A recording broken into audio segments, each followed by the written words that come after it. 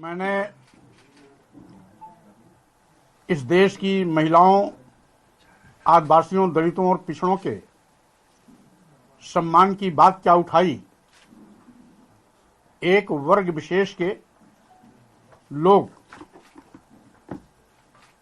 मेरे पीछे हत्या की साजिश में लग गए। कोई मेरा सिर काटने के लिए 21 लाख तो कोई 51 लाख की सुपारी दे रहा है।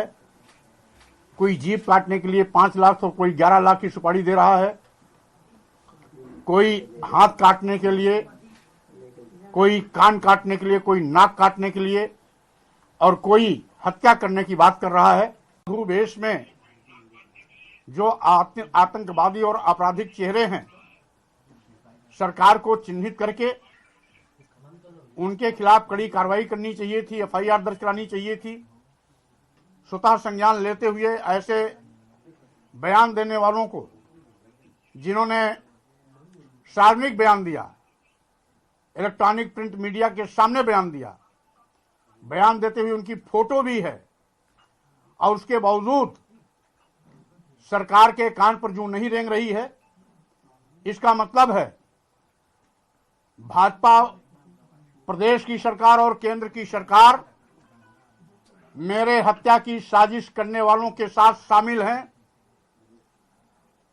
भाजपा सरकार मेरी हत्या कराना चाहती है और इसीलिए ऐसे घटिया बयान देने वालों के खिलाफ भी सरकार किसी प्रकार की कार्रवाई करने से कतरा रही है। ठीक है, राजू दास जी लगातार हमारे साथ जुड़े हुए हैं। राजू दास जी, आपने पूरी बात सुनी स्वामी प्रसाद मौर्य की। वो अब भी अपने आरोपों पर कायम हैं और यहां उन्होंने कहा है कि मैं महिलाओं की और पिछड़ों की बात मैंने क्या की, हर कोई मेरा दुश्मन बन गया। राज्य सरकार से लेकर केंद्र सरकार से लेकर भाजपा, साधु संत सब मेरे पीछे पड़ गए हैं, मेरी हत्या करवाना चाहते हैं।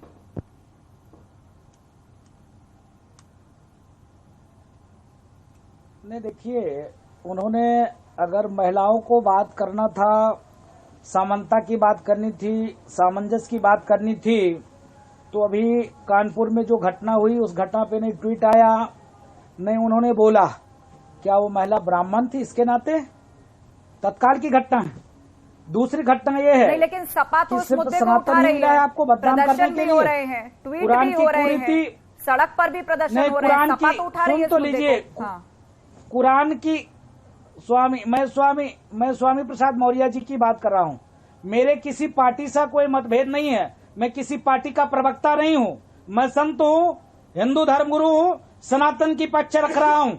स्वामी प्रसाद मौर्य को किसने दिया है अधिकार कि राम जी को गाली दे? स्वामी प्रसाद मौर्य को किसने अधिकार दिया है भगवान कृष्ण को गाली दे? स्वामी प्रसाद मौर्य को किसने अधिकार दिया साधु संतों ब्राह्मणों को गाली दे? स्वामी प्रसाद मौर्य को किसने अधिकार दिया है रामचरितमानस को फूंकवाए? ये अधिकार किसने दिया है? इस पर कभी स्वामी प्रसाद मौर्य बोले, कभी क्षमा मांगे? उन्होंने कहा और कि सपा की सरकार बनेगी तो मैं इसको प्रतिबंध कर दूंगा।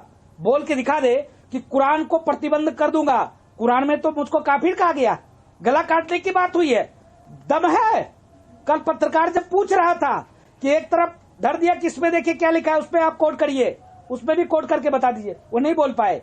तो ये राजनीतिक ढकोसला स्वामी प्रसाद मौर्य बंद कर दें। मैं आरोप लगाता हूं स्वामी प्रसाद मौर्य शुद्ध रूप से राजनीतिक आतंकवादी है और समाज को बांटने का साजिश कर रहे हैं।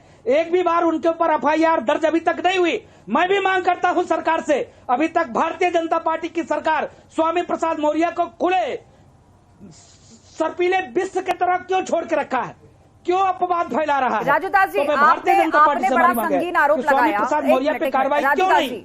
ठीक है, आपने कहा स्वामी प्रसाद मौर्य पर सरकार कार्रवाई क्यों नहीं कर रही, लेकिन फिलहाल आपके साथ जो झड़प और मारपीट हुई है, जिसके बाद आप कह रहे हैं कि मेरी हत्या कराई जा सकती है, मेरी हत्या की साजिश है, तो क्या आपने कोई एफआईआर दर्ज कराई है, कोई लिखित शिकायत अभी तक दी है स्वामी प्रसाद मौर्य के खिलाफ? जी, मैंने अभी 10 मिनट पहले लिखित शिकायत दी है। अभी 10 मिनट पहले मैंने लिखित शिकायत दी है और मैंने कहा है कि कभी भी ये हमारी हत्या करा सकते हैं। नंबर 1, नंबर 2, उन्होंने जो अपशब्द भाषा का प्रयोग किया सनातन धर्म संस्कृति के लिए, अगर दम हो स्वामी प्रसाद मौर्य जी, हम सहिष्णु हैं, इसके नाते आपने कहा किसी अन्य मजहब के बारे में बोल के देख लो। 72 टुकड़े कई बार लोगों का हो चुका है। हम संविधान को मानते हैं, संवैधानिक तरीके से मैं अपनी बात को रख रहा हूं। स्वामी प्रसाद मौर्य से मेरी पर्सनल कोई विरोध नहीं है, लेकिन जिस प्रकार से स्वामी प्रसाद मौर्य टारगेट करके सनातन धर्म संस्कृति को गाली देते हैं, तो हम सनातन के मानने वाले हैं, हम इस लड़ाई को लड़ेंगे, चाहे हम जिंदा रहें चाहे मर जाए। ठीक है। और इस वक्त लगातार वो फुटेज हम दिखा रहे हैं जहां पर एक होटल की लॉबी में आप दोनों भिड़ते हुए नजर आ रहे हैं, हाथापाई चल रही है, आप भी मार रहे हैं स्वामी प्रसाद मौर्य को, वो भी घसीटते हुए दिख रहे हैं। कुल मिलाकर ये जो दृश्य और तस्वीरें हैं, किसी को देखकर अच्छा नहीं लगा। एक तरफ साधु संत समाज से जुड़ा एक ऐसा शख्स जिससे लोग अच्छी अच्छी बातों की उम्मीद करते हैं, उनको शांति प्रिय माना जाता है, और दूसरी तरफ एक बड़ी पार्टी का एक जिम्मेदार नेता, एक जिम्मेदार चेहरा जिससे इस तरह की बयानबाजी और हरकत की उम्मीद नहीं की जा सकती। ये तस्वीरें सबको बहुत खराब लगी, बहुत विचलित लगी, लेकिन राजू दास जी, इसके बाद अब राजनीति भी बढ़ चुकी है।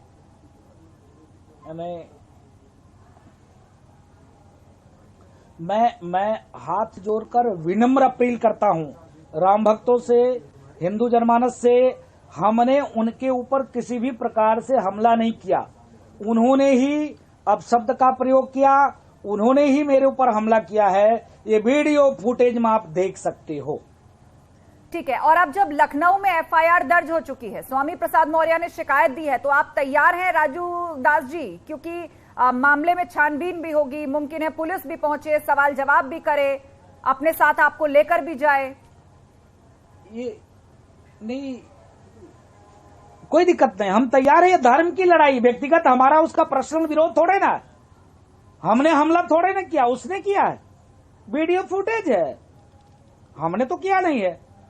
ये व्यक्तिगत राजू दास की लड़ाई तो है नहीं, न राम जी राजू दास के हैं अकेले, न रामचरितमानस राजू दास की अकेले है, न भगवान कृष्ण अकेले राजू दास के हैं।